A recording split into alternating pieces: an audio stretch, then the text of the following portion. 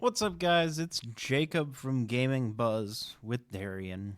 Hey guys, I got Fantastic. not much else to say right now. So it's time for us to live stream our weekly live stream, and we're looking forward to this. I think it's going to be a good time. You're probably checking this out after the fact, so make sure you subscribe and all that stuff, the bell for notifications, that stuff, so you don't miss the next time we're live, so you can hang out with us in chat. Also, you can support us on Patreon. Wanted to get through all that stuff before we get into an actual discussion, especially since it's our first live stream in ever. Yep, it's been quite a while since we've actually had a discussion on here about games. Yeah, and I think our topic for today is going to actually be really interesting. I think we have some interesting opinions on today's topic, and that would be E3. Yep, E3. It's an interesting situation now, and we're gonna go deep dive. Yes, we're going to deep dive into why E3 might not be all that important anymore. Yeah. I mean, yeah, with the advent of the internet and streaming is to the point it is nowadays. Press releases are more popular. Uh, I don't know. Your everyday Joe cares about video games more than your average, whatever you want to call them, uh, people who write news. Yeah, so I guess the best way to get into it is to start at the beginning and talk about how E3 was originally. Because if you don't know, E3 didn't start as this mega thing where corporations stand on stage and just say Fallout 76 and mic drop and then the crowd cheers. When E3 started in the mid 90s, it was a specific event for gaming companies to communicate not with fans, but with the press, particularly because they were struggling to find a good place to do that at other events like CES. They were kicked out of the main hall. They couldn't do that. They had to do it in like the promotion area, and that didn't make much sense. So they said, screw it, we'll do it ourselves. And they made their own convention. Yeah, so it was like held in like a little dinky dome, and it was like, hey, you know, we have some games. Let's show you our games. We don't know what we're doing yet, but we want to show you our games. And it just evolved over the years as more people started caring about the event, and it just became hyper and hyper and became the Super Bowl of video games for a while, but now it feels like it's like a second rate, like, okay, Twitter exists. Why'd you have to tell us here? Right. Like when it started, it was very dry facts and information being given to the public. It felt more like a board meeting than what we know of E3 now. But the one comment I do want to make about old E3 is that their jabs were a lot harder. Like, The famous 299. yeah, they're just like, yep. That's probably the greatest mic drop in gaming history. Sony has done a lot of mic drops Uh, over the years, and then so we saw then they drop the ball. Yeah, we'll get into it. So we saw E3 kind of evolve over the 90s because of how crazy gaming was at the time. Technology was also moving at a breakneck speed where, we had 2D rendering for so long, and then all of a sudden 3D. Holy crap, 3D is accelerating so fast, literally. So by the early 2000s, E3 more resembled what it does now. When I think of E3, the first thing I think of is the original reveal for Twilight Princess. And that's just them standing on stage going, "No game," and people going, "Whoa!" Right? Yeah, that was basically what E3 was, is like, journalists finally were like, "Hey, we're not the only ones that belong here." And now E3's like, cosplayers. It's like Comic-Con 2.0, but not comic focused. It's more video game focused. It's like a celebration now, and it's not really a, "Hey, look at this." And to be But it is. and to be honest, like it kind of stayed the same for a long time. Like Mm-hmm. pretty much from the early 2000s till I'd say like 2010-ish, it was the same. It kind of changed with the advent of Twitch and video streaming actually becoming good, and YouTube becoming, I mean, I'm not going to really say YouTube is the greatest platform, but when YouTube became good, and it's not Mr.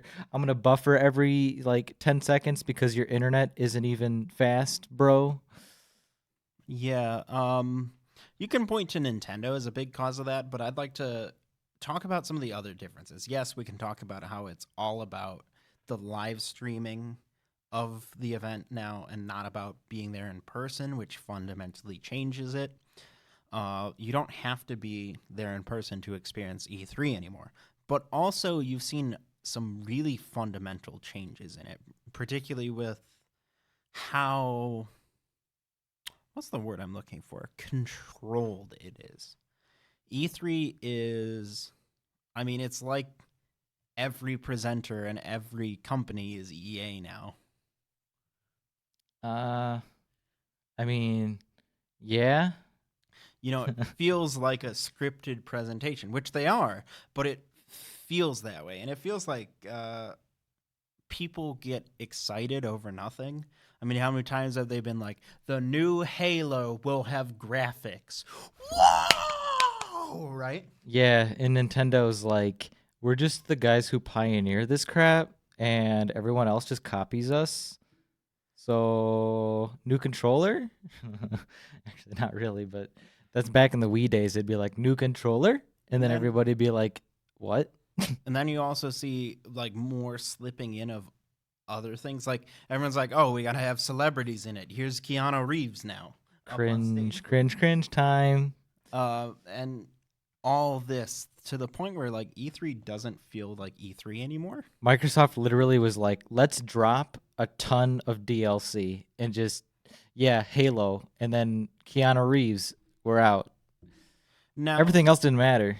one way you could take this is we are kind of bashing on E3 a little bit in this episode, but we have a point to make with it, which we'll get to. But it could also be just the fact that the past couple years of E3 have been very mediocre. Yeah, it's been good, then it's been like really bad, and it's like okay, and it's so consistently mediocre. Like, yeah, there's years where it's like this was a waste of time, and then some years it's like, okay, that was pretty good. 2019 was a waste of time year. 2019, yeah, was a big waste of time. Like, just give us the information on Twitter and we'll live. Like, we don't need it if you just, hold off on the news and then just floodgate open like a bunch of crap that is like, okay, that could have just been Twitter news. 2018 felt like everyone was running at like C tier, Yeah, 2017 was just the year of Nintendo Switch is coming out or came out. This is what to expect. And then everyone else was like, It's a bad year when like Nintendo does a bad job. Like Nintendo's 2018 E3 Nintendo Direct was really bad. Yeah. There were no technical problems or cringiness. There was just nothing exciting. It's like, here's 30 minutes of filler and then Smash Bros. And games you already knew about. And it's like, I mean, thanks, spent like 10 Nintendo. minutes talking about features of Pokemon Let's Go Eevee and Pikachu they already announced a week beforehand. Yeah, it's like, dude, nobody cares about this one. And then it's like, then this year Nintendo is like, let's just drop another Breath of the Wild 2 trailer, just our first Breath of the Wild 2 trailer, and then everybody's like, whoa! And then I'm just like, I'm sorry. And then I'm like, whoa, that's pretty good. Why don't you show us more of that? But nope. They were like, we'll just give you this trailer. I think part of the reason why E3 is so bad recently is Delays. That's what most of the time. Delays. expectations are so high. And it's not the gaming public's fault. I'd put more of the blame on the gaming journalism. Yeah, those people, they don't know how not to hype things up so much. Right, It's like everything has to be hype, especially with the mainstream big boys. Your IGNs, your Kotakus. They live off of it. They need it to be hype. they hype the things that they want because they're being paid to review things and make it look good, but then it turns out to be like No Man's Sky or Oh no. I don't think that was anybody's fault other than the developer overhyping it themselves. But that's another thing is E3 needs to be less of like the energy level is always like up here. It should be brought back down to being a little more dry, to be honest, But it's because also like I can understand it if it's deserved. Like yeah, when Sony comes out at 2020's E3 and announces that the PlayStation 5 is going to launch with Uncharted 5 and it's going to be a crossover with Jack and Daxter and it's going to be open world Spooderman all in one game. Yeah, people can cheer for that and go woo, right? I'd rather And the have gaming journalists can go, "Oh, Sony just slayed E3." but let's not cheer and make a big ruckus about backwards compatibility because honestly, that should just like I'm on the fence. I don't know if it should really be a feature that will hold a machine back or if it's something to look forward to and you need to pump like more expensive technology into the thing. I know this is a total tangent, but please don't hype it. Just say it's going to have it and go on. Uh, Another thing I'd like to point out is publishers. Not everyone needs to have a big showcase. Why does the Devolver Digital do one every single year?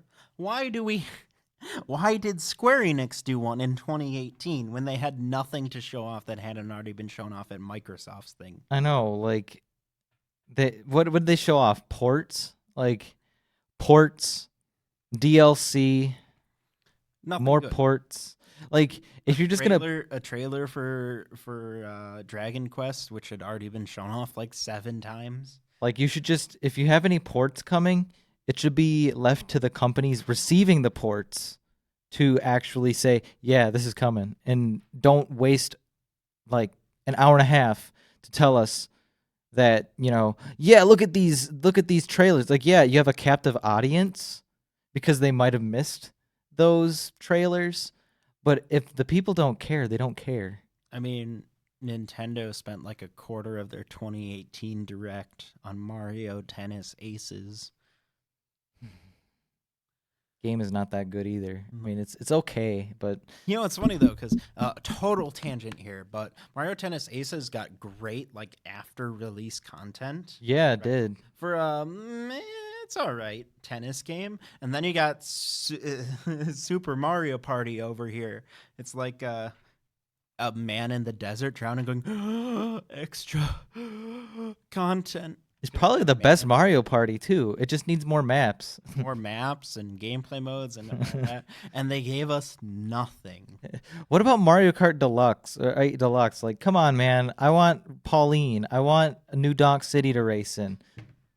Like, they didn't even show us like their mobile game. Well, they did show us some mobile games, but they didn't ever show us the Mario Kart mobile game at E3. What is wrong with Nintendo? Like, they're trying to hype up their mobile crap, but they don't show us what we want to know. I feel like in this race to be the winner of E3, everyone shows off stuff that's either already known about, like we didn't need this at E3. We already know everything about the new Spider-Man. You've shown it at E3 3 times already, guys. It's like because Insomniac showed off the Spider-Man game 3 years in a row. Yeah, Right? that was kind of It was getting like Sheen from Jimmy Neutron showing off his action figure. Ultra Lord. Ultra, yeah. Well, Dude, I was like Jimmy Neutron fan #1 back when I was in second grade. yeah.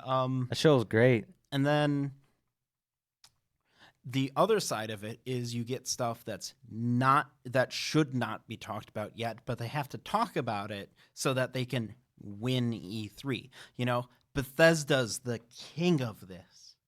Bethesda, why do you do this every year? Hey, what can you tell me, Darien, about Bethesda's big hot new game, Starfield? I didn't watch that one. I didn't watch Bethesda. There was nothing to watch. It was literally just the word Starfield on a Oh. black screen. Just JPEG. Yeah, I mean, not JPEG because it'd be Elder just Scrolls PNG. 6. What can you tell me about Elder Scrolls 6? Elder Scrolls 6.png. Yeah, They nothing. showed us some Doom Eternal. And that looked Yeah, pretty that's awesome. pretty sick.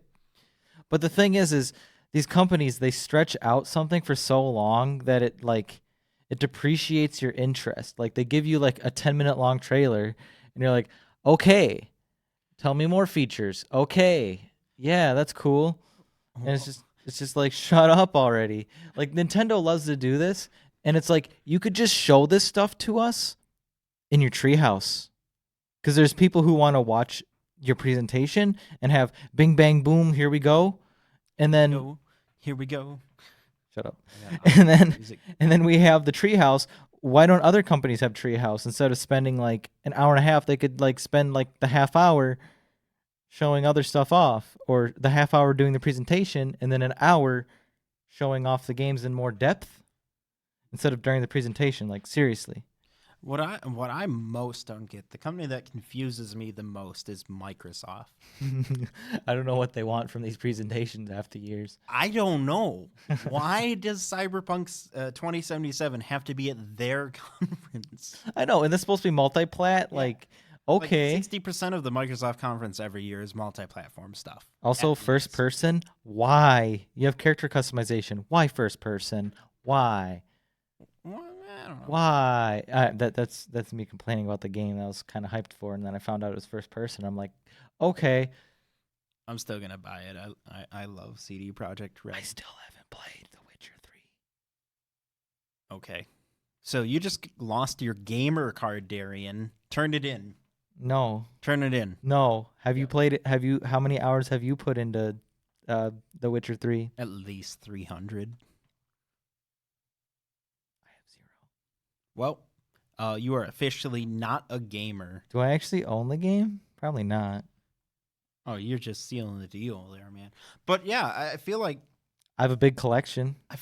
there was this like sweet spot where things were going well. Like the mid 2010s were really good for a while. I'd say like the sweet spot was honestly like 2008 forward to like 2014 or 15, and then they just dropped the ball. With the hiccup of Nintendo.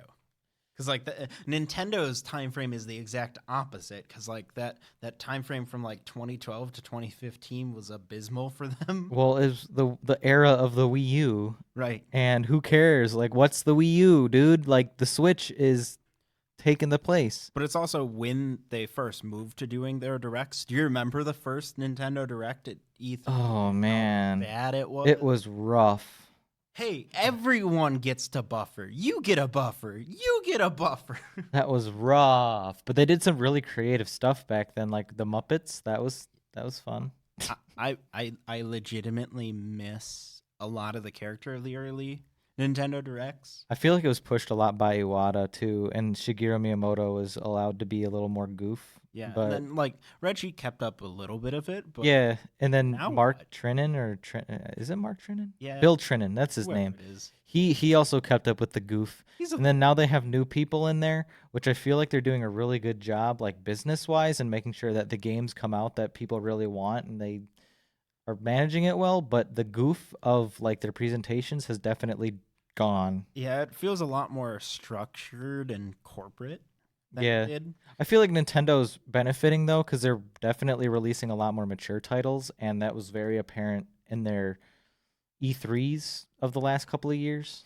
Part of the problem here is the gaming community is so different from what it used to be. And these E3 press conferences where they're just trying to show off everything aren't going to work for everyone. Not every game is going to be exciting to every gamer. That's why you see a lot of more niche games revealed at other things. I mean, most of your anime video games get revealed at Anime Expo. Yep, we had versus- Digimon. Roxas of Malice said he was like they were like they released Digimon Story Cyber Sleuth at Anime Expo. And that's one of 1,000, you know. Persona 5 got most of its reveals not at E3, but at Anime Expo or something, you know, related Japanese expos. All of your ecchi games, those always get seen elsewhere. You know, and I feel like you have companies like EA where people tune into the EA press conference just to see if there's anything real interesting, and then it's filled with Madden and then FIFA and then Battlefield 72.3, and then racing game, and that's it. Those games only sell so well because, yo, bro, I don't know any better, bro. I just And, buy the game that has EA, bro. and then they throw in like one or two like indie games just to like say, hey, we didn't forget about you other gamers. Who cares Here about you your go, have Unravel 6. Who cares about your stifled indie games that you're telling them that not to do things and telling them to do things? That's what it is. They just want control over everything. I, Yeah. So I have definitive thoughts on a lot of them. I think Bethesda rushes things to E3 way too early in production. I think EA is bland and boring. I think Ubisoft is a train wreck. Just But- Dance. Why do you need a dance party? And then, Why every year? I don't care. whoa.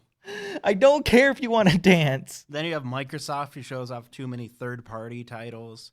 And There's one Forza. Hang on. There's one company we need to talk about because I can't label them as one thing, and that's Sony.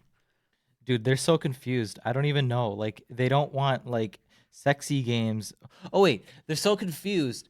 They hate anime. They're from Japan. But they like Western nudity and stuff. Like, you know, stuff that's not anime nudity. But, like, if it's anime nudity, oh, get that off of here, man. Sony's so confusing to me because you never know what you're going to get with them. Like, One our year they PS5 have is like good. do you remember when they did? You had the pipe playing dude, and then the tent, and then the other venue, and then you had the halftime show. That's never gonna return ever again. Like it feels like totally different people are designing their show every single year. What if it's the guy who was in charge of their marketing back in like the PSP and early PS3 days, where it was just so bizarre that they're like, "Yo, you should do some like events for or our E3 presentation. Yeah, you should do that." And the dude's like, "Dude, we need a pipe flute." So, anyways, they're like, giant "Yeah." crab. Wait, are you talking about the one with The Last of Us? Yeah. It was Yeah. Last of Us 2, then Sekiro, and some other one. It felt weird because they were only really talking about a couple games, but there was so much filler. They're like, "Hey guys, Look we at only how have cool 3 we games are." to talk about this year because we're not really doing anything, but we're gonna still take up an hour of your time anyways." And then you got other years where Sony just machine guns out stuff. It's like, you're hurting me. You're hurting me, Sony. You're physically hurting me with how much information you're trying to load into me. Why? So, it's weird because Sony's press conference feels so disjointed year to year. You never know what you're going to expect. But at the same time, they're never that good. Yeah. There's never been a Sony press conference that rocked my socks off. I mean, yeah. Like, okay. Like, Sony feels like a lot of their even their first party stuff, they have like an identity crisis where like nothing feels like artistically that strong. So I feel like they get kind of lost in the fray just because they don't really have iconic characters that stick around. Like, let's see. Nathan Drake, he's fairly recent. Does he really stick out? No, he's just Lara Croft man, like design wise. Or like Jack and Daxter, they existed for a while. Crash Bandicoot, he's no longer PlayStation only. Like, they don't have anything other than the PlayStation logo as their mascot, and you need more than a logo. You made me think about something because you mentioned Crash Bandicoot and how that's really an Activision thing now. Yeah. Activision never gets talked about at E3. And they always do something. They always have like really decent presentations with information that they're showing. Like, okay, we get it. They have Call of Duty, right? Yeah, they have their Call of Duty. Yeah. And they usually don't overstay the welcome of Call of Duty at E3 because everybody knows what to expect at this point. Yeah. I mean, I remember the one year that at E3 though they were like, "We have dogs." They did do That was but pretty I wanna say awesome. that was at Microsoft's press conference. Not What was the one they had? They also had the Jeep. Like, they were like, "Yo, you can get this literal Jeep, this Black Ops Jeep, and you get an Xbox or a PlayStation 3 and Black Ops." Microsoft likes to do weird things at their press conference. Like to make it feel like a concert. You remember, was it this year or last year when they were showing off Forza and they did the fall thing, with like leaves and confetti and stuff. Oh yeah, that was last year because they were showing off the fourth and yeah, it was the fourth entry, and they were like seasons change in this game, and they always bring a car, which is always awesome. Like they always have like a McLaren or a Porsche or a I'm trying to think what else they've brought because they love their McLarens and their Porsches. It's funny because one of my biggest problems I think with Microsoft Show is the set design. They made make that it look stupid so thing for Gears 5. like aggressively gamery and Green not LED. right. Everything has to be LEDs, and the whole set has to change colors. Like, what's wrong with just a dude standing up on the thing talking to people? And what's up with the Gears 5 thing that was underneath their stage? Like we only got like 10 seconds for something that probably took like 30 man hours to build. Like what was that? They were like, "Look at our little gamer cave for Gears 5." And it's like, "Cool? Like what? Like why?" E3 feels like a mix between clickbait and like early 80s MTV videos where they have to be weird enough to get you to pay attention to them. Yeah, I'd rather just have the corporate, but that's just me. But I like my Windows XP theme where it's the gray bar and all that stuff, but that's just me. I've noticed Microsoft struggling to, especially in the past couple years, justify their press conference. People go, okay, that was cool, I guess. This is how I can sum up Microsoft. They're a business suit wearing man with a tie that has naked ladies on it. Okay. It's professional looking on the outside, but once you get to the inside, you're like, that's kind of weird, dude. Like, why? And then I'm gonna summarize Sony. They're just one of those. They're that one painting with all the clocks that are melting.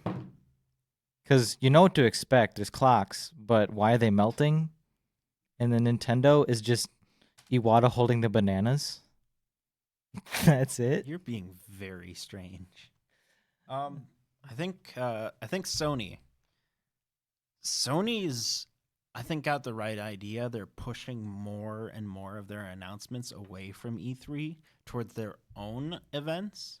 The problem is the only places where they really can do big events are in Japan.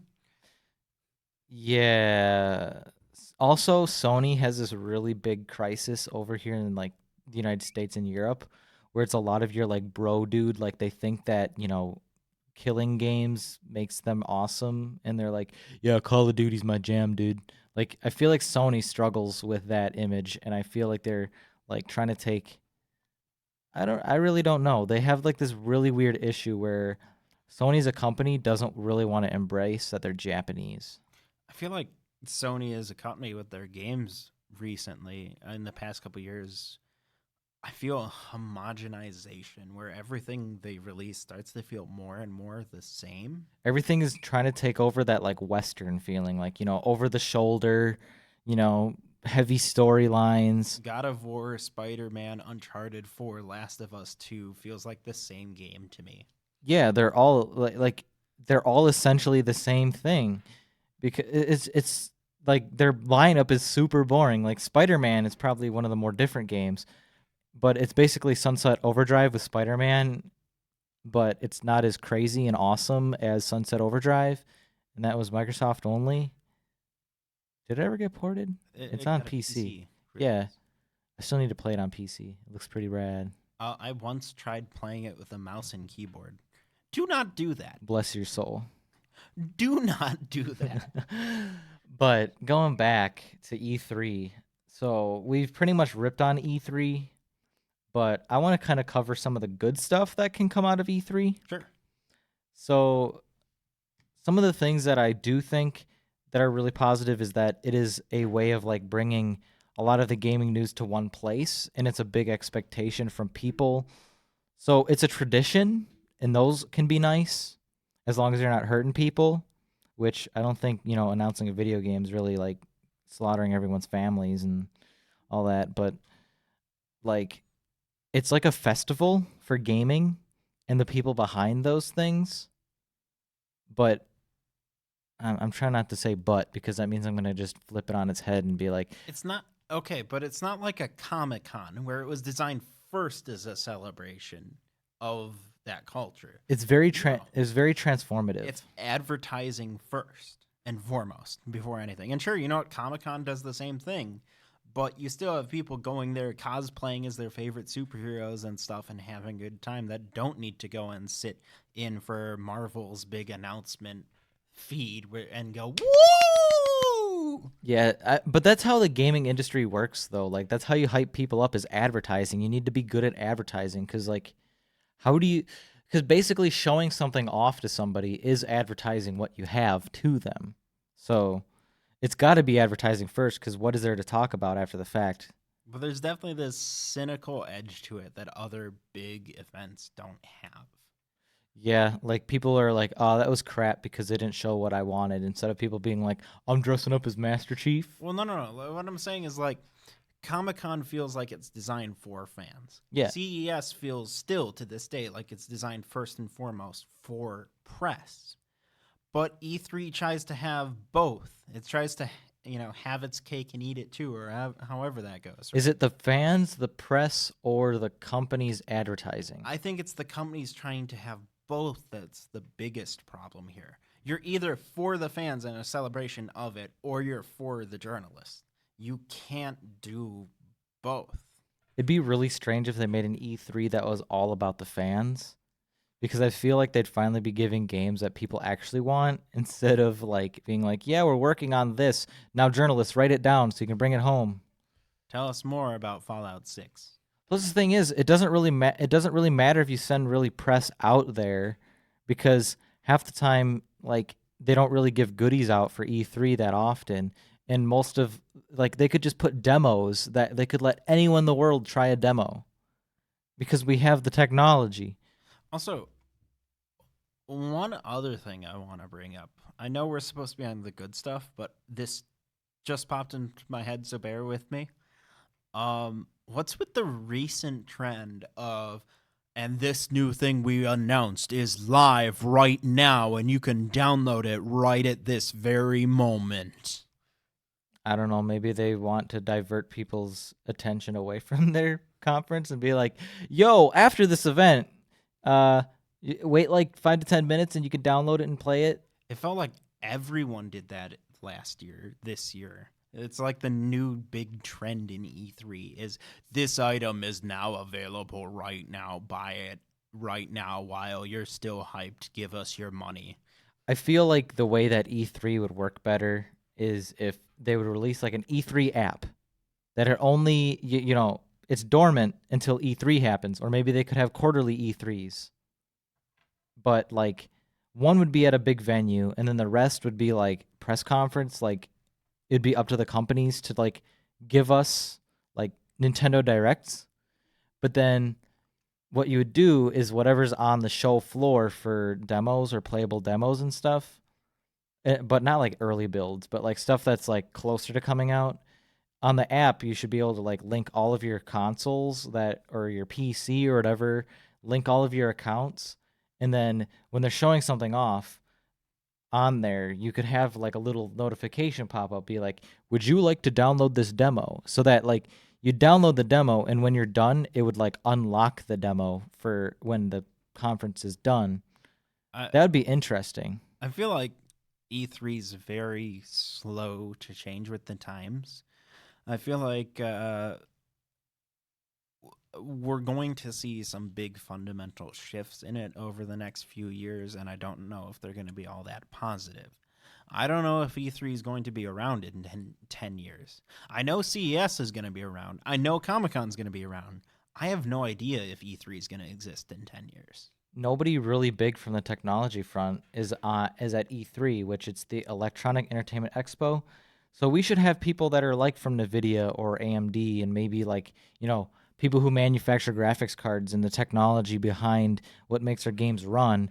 That would be a very helpful step because then you could push even more, even though it would be redundant from CES because CES happens before E3, right? Yeah, I think it's Yeah. early in the year, like 6 months apart. So it would be a really decent idea to maybe even bring that there and show off more technology. And we need a different way to hype people.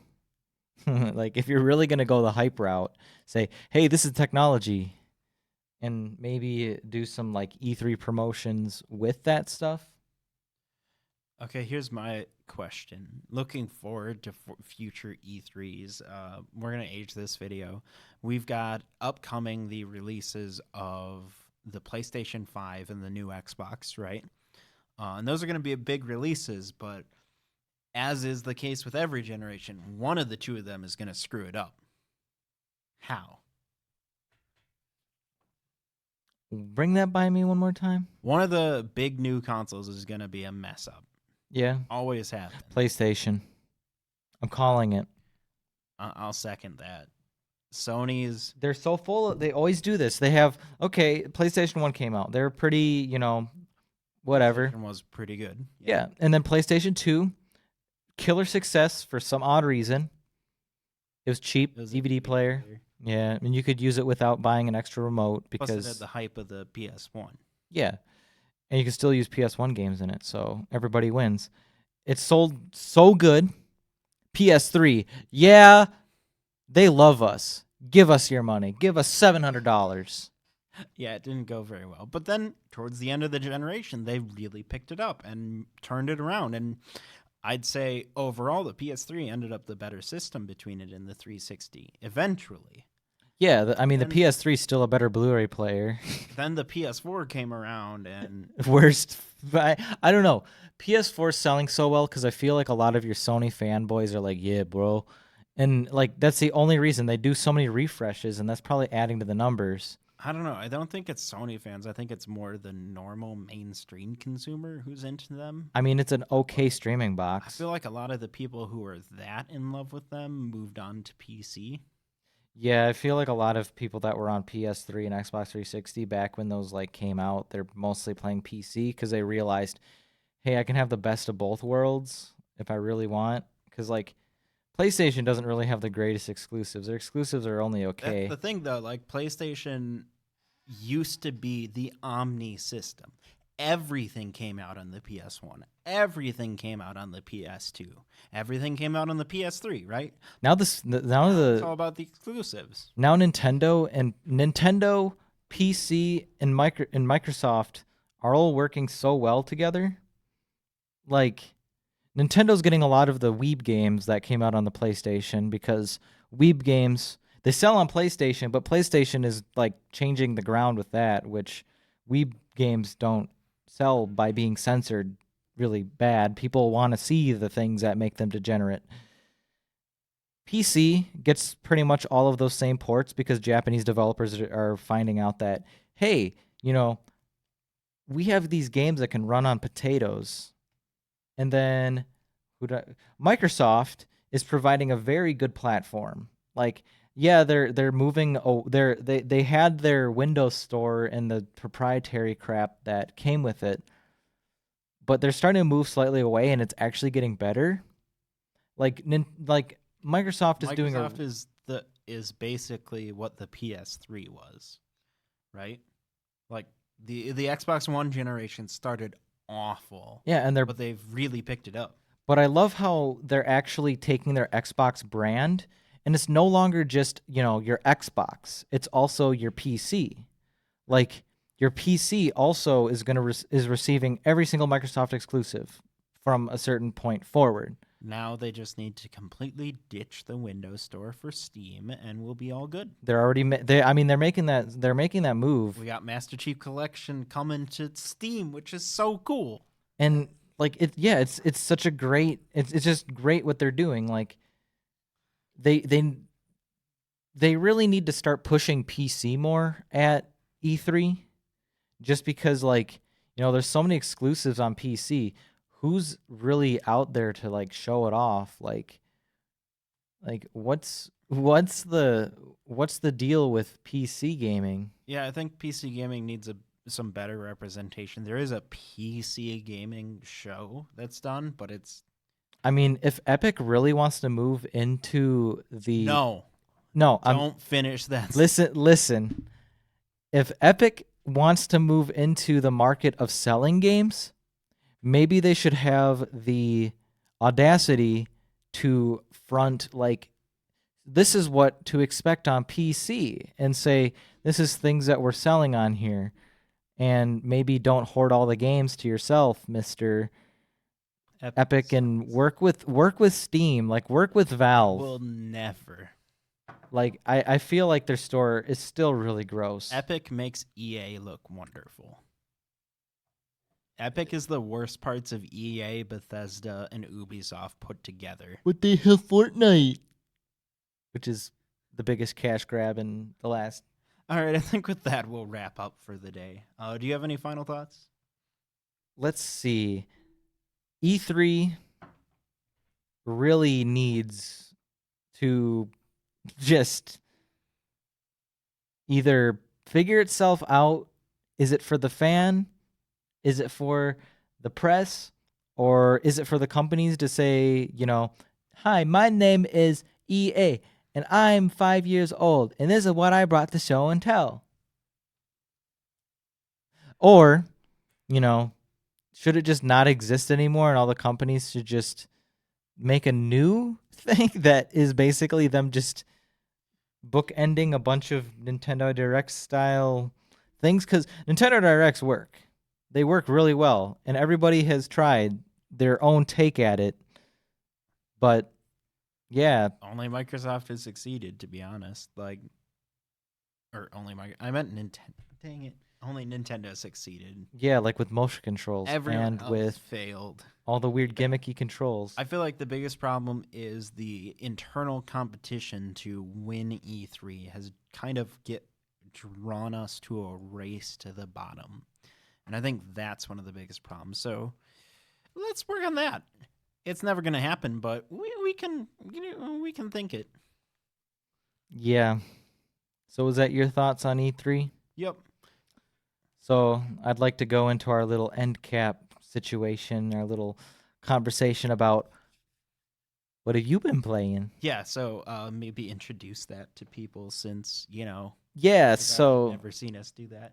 So at the end of our discussion, we would like to add little like mini discussions on the back end, like, what have we been playing or what are we looking forward to or something like that. But today we're going to be doing something about what are we playing, kind of explain what it's about, just briefly. Yeah. Just for fun to end cap the episode and show that, we're video game fans who like playing a lot of different stuff.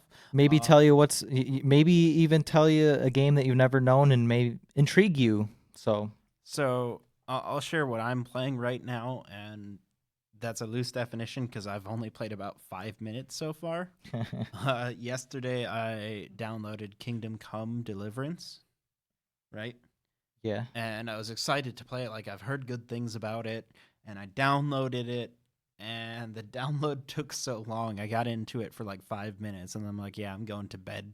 You're like, good night. So I hope over the next week I'll get to play a little bit more of it to, actually know what it's about.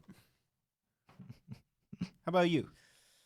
So I've been playing. It sounds kind of lame that I've been like binging a mobile game, but it's Super Mecha Champions, which is a battle royale game. Yeah, crap on me all you want. But it's got a fun gimmick where you have these mechs and you have a pilot. So your mech spends a bunch of time like charging up, and like you still have to go around scrounge for items. You don't have to like build and get materials. You just got to try to boost yourself. But you try to get yourself your guns and stuff, and try to, get your resources you need. And over time your mech charges, and you can use your mech and it can blow up a few times. But if your pilot dies, you're done. Like, you're out.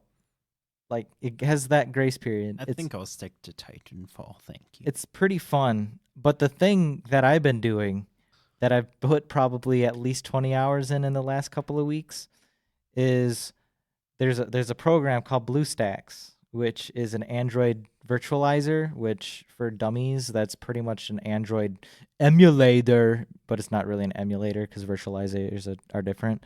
And I can play with mouse and keyboard, and I dominate a lot because people are like, I'm using 2 thumbs, and I gotta use 2 thumbs to do all my actions. And it's like, I got these 3 fingers, a thumb, and a mouse hand, and a pinky to do all the actions that 2 thumbs are supposed to be doing.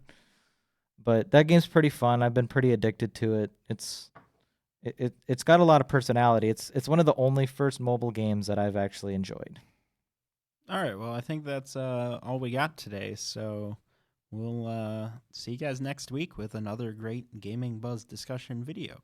Yeah, if you got any suggestions, just shoot them down below in the comments or in the discussion. Or on our Discord server, which you can totally check out. Also, be sure to check out our Instagram. We never post to. We should get on that. Check out the shop, all that stuff. And see you guys next time. Yeah, see you guys next week. Did you like that? Of course you did. You can get more at GamingBuzz.com. Let us know what else you want by connecting with us on Facebook, Twitter, or YouTube.